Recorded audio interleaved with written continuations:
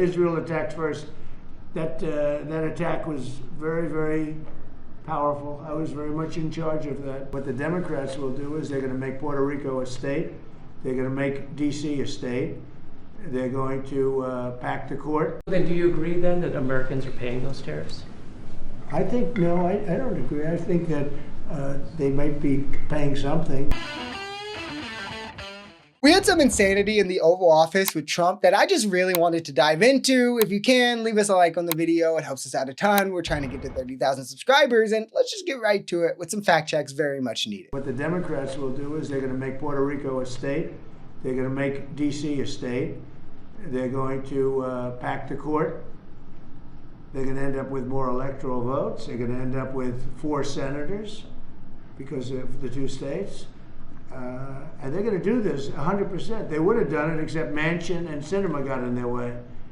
They would have done it. I find this hilarious because these are all things Democrats should do, and most of them enjoy majority support. But like, I do want to focus on Puerto Rico to really highlight the inhumanity of MAGA. To them, if Puerto Rico was to be a state, like that question is entirely political. Oh, they'll vote blue, so no, that's it. No other consideration. Like when what we do to Puerto Rico is entirely colonialism. It's imperialism and subjugation to second-class citizenship. They are literally subject to federal laws and decisions with no ability to vote or no representation in Congress. We acquired the territory after a war. We purposefully wrote them into our framework in a way that allows them to have differential treatment while still being subject to everything we say. We control their fiscal and economic policy. They can't declare bankruptcy like states, however. They can't negotiate trade like another country, though, however. And Puerto Ricans have served and died in every American war since World War I. But yeah, guys, Democrats only want them to be a state because they'll vote blue.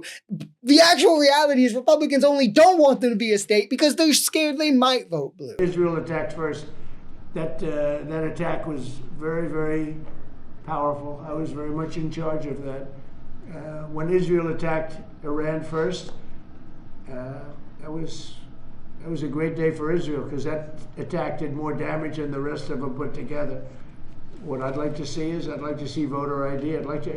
Who wouldn't approve voter ID? I mean, he went from Israel bombing Iran to voter ID. He's really doing the weave here. But like, he's now both claiming to have ended wars and to have directed their attacks to start wars. So like, where's the Nobel Peace Prize? Am I right? But for a guy who hasn't mentioned the over 50 violations from the Israeli army of the ceasefire, that is all but dead, by the way, he's sure still talking about the region a lot. It's almost like he just wants things to boast about and take credit for it. He doesn't care about actually forcing peace or like the efficacy of deals and things once the publicity of them is done. It's almost as if he wasn't genuine, and all the MAGA that crawled in my comments and saying, aren't you going to like praise Trump for peace? Also just don't care. I mean, that couldn't possibly actually be the case, right, guys? Then do you agree then that Americans are paying those tariffs? I think, no, I don't agree. I think that they might be paying something, but when you take the overall impact, the Americans are gaining tremendously. They're gaining through national security. Look, I'm ending war because of these tariffs. Americans would have to fight in some of these wars. Okay, guys, let's first applaud him for the half of second of honesty. I mean, he fought like hell to not let out, where he, of course, would have never said this on the campaign trail. Of course, Americans are paying for the tariffs. Also, what benefits? We've had tens of thousands of manufacturing jobs lost. None of the 90 deals in 90 days have transpired. The market has been as volatile as ever. Consumer confidence and spending is through the floor. Inflation, prices are up, toys up massively. I actually like cackled when I heard the part at the end because he's ending wars with the tariffs. Like, how delusional do you have to be for these lines to even hit for you? And then he goes a step further to say it's wars that Americans would have to fight in. And this is also from the guy who's like currently, right now, threatening to send US troops to Nigeria.